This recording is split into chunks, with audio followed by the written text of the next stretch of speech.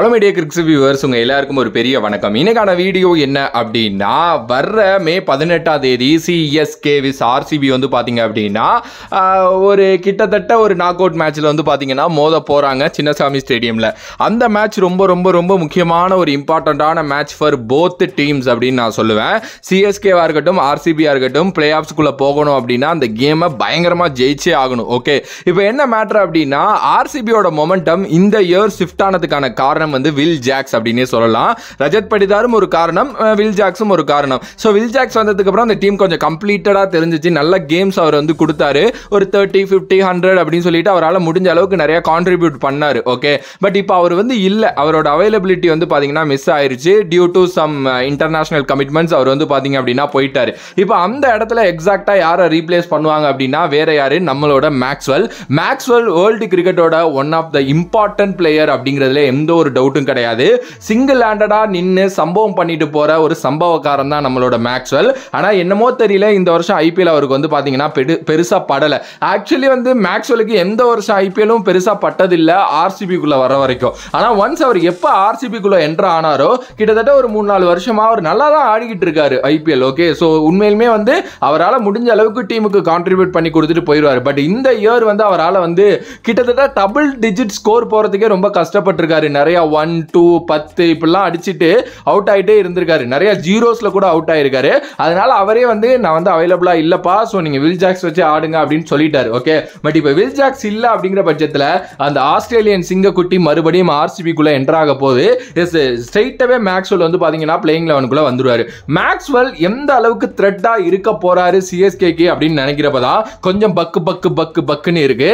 Seriously என்ன அப்படின்னா, அவர் இந்த வருஷம் ஃபார்ம்ல இல்ல, பெருசா விளையாடல, பெருசா விக்கெட்ஸும் அவர் வந்து எடுக்கல. இது எல்லாமே உண்மைதான். ஓகே, நான் இல்லைன்னா சொல்ல. ஆனா ஆஸ்திரேலியன்ஸுக்குன்னே ஒரு மைண்ட் செட் இருக்கும். அதுவும் குறிப்பா அந்த மேக்ஸ்வெல் இருக்காரு பாருங்க, அவருக்குனே ஒரு மைண்ட் செட் இருக்கும். முக்கியமான கேம்ஸை ஜெயிச்சே ஆகணும் அப்படிங்கிற அந்த வெறி சத்தியமா அவருக்கு மாட்டுனுச்சுன்னு வைங்களேன், சின்னசாமி ஸ்டேடியம் அல்லோலப்பட்டு போயிடும். அடிச்சு தும்சம் பண்ணி கொடுத்துட்டு போயிடுவாரு. பட் எப்பவுமே ஒரு காம்பினேஷன் இருக்கு. மேக்ஸ்வெல் இங்கிட்டு வந்தா அங்கிட்டு ஜடேஜா வச்சு பாத்தீங்க அப்படின்னா விக்கெட் எடுத்துடலாம். பட் ஆனா எனக்கு என்னமோ இந்த கேம்ல ரொம்ப குரூஷியலான ஒரு எக்ஸ்பேக்டரா கண்டிப்பா வந்து மேக்ஸ்வெல் இருக்க போறாரு அப்படின்னு நினைக்கிறேன். எனக்கு விராட் கோலியை நினைச்சோ ஃபேப் டு பிளிஸ் நினைச்சோலாம் பெருசா பயம் இல்ல, மேக்ஸ்வெல்லை நினைச்சுதான் பெருசா பயம். அண்ட் மேக்ஸ்வெலோட விக்கெட் தான் ரொம்ப ரொம்ப இம்பார்ட்டன்டான ஒரு விக்கெட் அப்படின்னு நான் சொல்லுவேன்.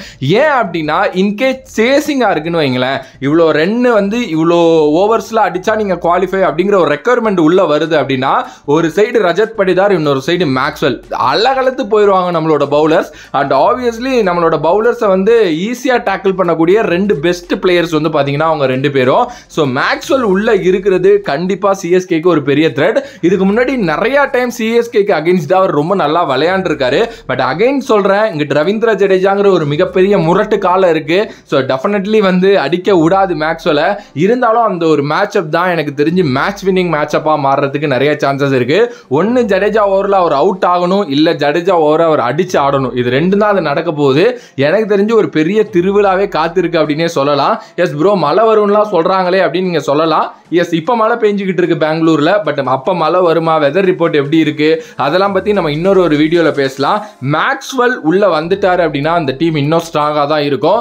அகைன் அண்ட் அகைன் சொல்றேன், இந்த வருஷம் அவர் ஃபார்ம்ல இல்ல, நிறைய டக் அவுட் ஆயிருக்காரு, பெருசா அவரோட பேட்டில் படவே இல்லை. ஆனா ஒரு பெரிய ரெஸ்ட்டுக்கு அப்புறம் உள்ள வர்றாரு. அண்ட் முக்கியமான கேம் வேற. என்ன நடந்துச்சு வேர்ல்டு கப் 2023 நம்ம எல்லாருக்குமே தெரியும். மனுஷன் சிங்கிள் ஹேண்டடா நின்று அந்த ஒரு ஆப்கானிஸ்தான் மேட்சை அடிச்சு ஜெயிச்சு கொடுத்துட்டு போவான்.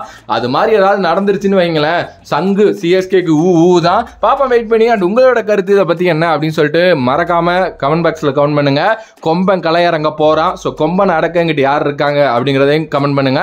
வேற ஒரு வீடியோல வேற ஒரு கான்செப்ட்ல இருந்து சந்திக்கின்றேன். நன்றி, வணக்கம்.